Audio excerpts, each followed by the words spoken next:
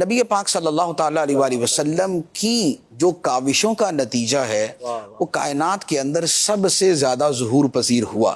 کیونکہ بقیہ جتنے انبیاء علیہم السلام ہیں ان کے ماننے والوں کی تعداد یا علاقوں تک محدود رہی یا ملکوں تک محدود رہی، اور ان کی اپنی ظاہری زندگی کے اندر وہ اتنے بڑے پیمانے تک نہیں پھیلی کہ جسے کہا جائے کہ ایک ہیوج جو ہے وہ ایک جو ہے وہ نمبرز آف پیپل جو ہے وہ اس کے اندر داخل ہو گئے۔ جیسے حضرت موسیٰ علیہ السلام کے ماننے والوں کی تعداد بظاہر سب سے زیادہ نظر آتی ہے، یعنی ہمارے نبی علیہ السلام کے بعد، لیکن وہ کون تھے؟ وہ آپ کی اپنی قوم تھی، بنی اسرائیل،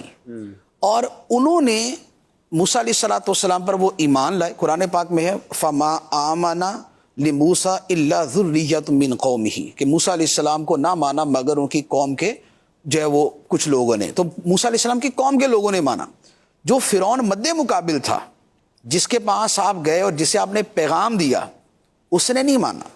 اس کے جو ہواری جواری تھے، جو اس کے لشکری تھے، جو اس کے درباری تھے، انہوں نے نہیں مانا سوائے چند لوگوں کے یا چند جادوگروں کے۔ لیکن نبی پاک صلی اللہ تعالیٰ علیہ وسلم کا معاملہ یہ تھا کہ آپ کی جو قوم بنی ہاشم اور قریش تھی، اس کی بھی بہت بڑی تعداد، بلکہ تقریباً ساری تعداد مسلمان ہوئی، اور پھر جن کے مقابلے میں، جو نبی پاک علیہ السلام کے مقابلے میں کھڑے ہوئے، ان کے افراد میں بہت بڑی تعداد تھی کہ جو مسلمان ہوئی، اور بالآخر ایسا ہوا کہ پورے کا پورا عرب کا خطہ ہی مسلمان ہو گیا۔ جیسے طائف والوں کا جو معاملہ ہے یہ ایسا ہی ہے نا، جیسے موسیٰ علیہ السلام کے سامنے فرعون تھا،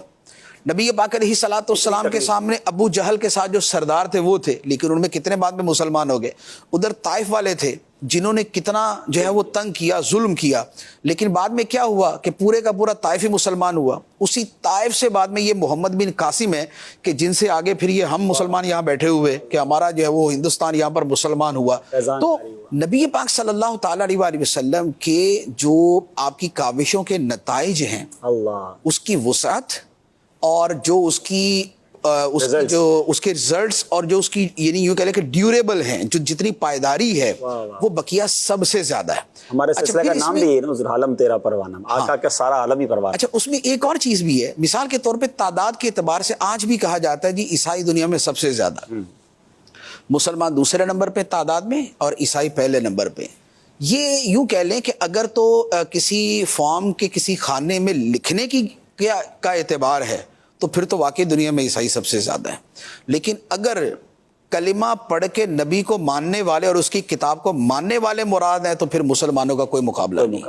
پھر سب سے بڑی تعداد مسلمانوں کی ہے۔ ریلیجن تو سب سے بڑا اسلام ہی ہے۔ پریکٹسنگ تو یوں کہہ لیں کہ آپ نماز، روزہ، حج، زکوٰۃ، تلاوت اس پہ لے جاتے ہیں نا، میں تو ایمانیات کے اعتبار سے بات کر رہا ہوں، یعنی پریکٹسنگ کے اندر بھی مسلمان نمبر 1 ہے، لیکن جو ان کا فیتھ ہے، جو ان کا ایمان ہے، اس کے اعتبار سے بھی، یعنی آپ دنیا کا جو سروے ہوتے ہیں اس کے اندر سروے یہ ہوتا ہے کہ جی یہ ملک تو عیسائی ہے، لوگوں سے پوچھتے کیا وہ بولتے دہری ہے، ایتھیسٹ ہیں، ہم کسی خدا کو نہیں مانتے، ہم کسی کتاب کو نہیں مانتے۔ یہ جو تعداد ہے، ایسے ممالک ہیں کسی میں 80% دہری ہے، کسی میں 70% دہری ہے، کسی میں 60% دہری ہے۔ تو یہ جو تعداد ہے جنہیں جو ہے نا وہ یوں کہہ لیں کہ دھما چوکڑی سے جن کو کھانے میں شامل کیا ہوا کہ یہ عیسائی ہیں، وہ کہہ رہے ہم نہیں ہیں، تو لہٰذا وہ تعداد تو ویسے ہی مائنس ہو جاتی۔ اس اعتبار سے اب اگر تعداد کے اعتبار سے بھی دیکھیں تو نبی پاک صلی اللہ تعالیٰ علیہ وسلم جو سب کے بعد میں تشریف لائے، آخری نبی ہیں،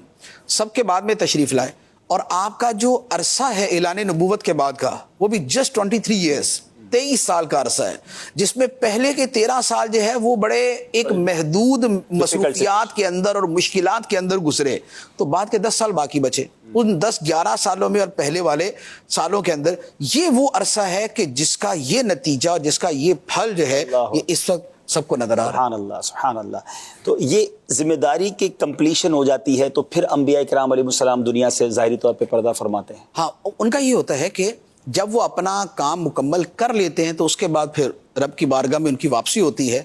اور اب یہ ہے کہ مثال کے طور پہ کسی پہ کوئی بھی ایمان نہیں لایا تو وہ تو پہلے دن بھی نہیں لایا تھا اور 40 سال بعد بھی نہیں لایا، تو پھر کب ہوا کہ انہوں نے اپنا کام پورا کر لیا؟ اگر کسی کا بھی ایمان نہ لانا کام کی تکمیل ہی تھا وہ تو پہلے دن ہی ہو گیا تھا۔ تو پھر یہ ہے کہ انہوں نے جو ان کو اتمام حجت کے لیے کہ بھئی آپ نے خدا کا پیغام پورا پورا پہنچا دینا ہے، ہر طریقے سے سمجھا دینا ہے، ہر طرح کے دلائل دے دینے ہیں، معجزات ان کے سامنے ظاہر کر دینے ہیں، قوم کی اکثریت کے سامنے آپ نے اعلان حق کر دینا ہے۔ جب یہ سارے کام مکمل ہو جاتے ہیں تو یہ تکمیل ہو جاتی ہے، اب اس کے بعد پھر ان کی رب کی طرف واپسی ہوتی ہے۔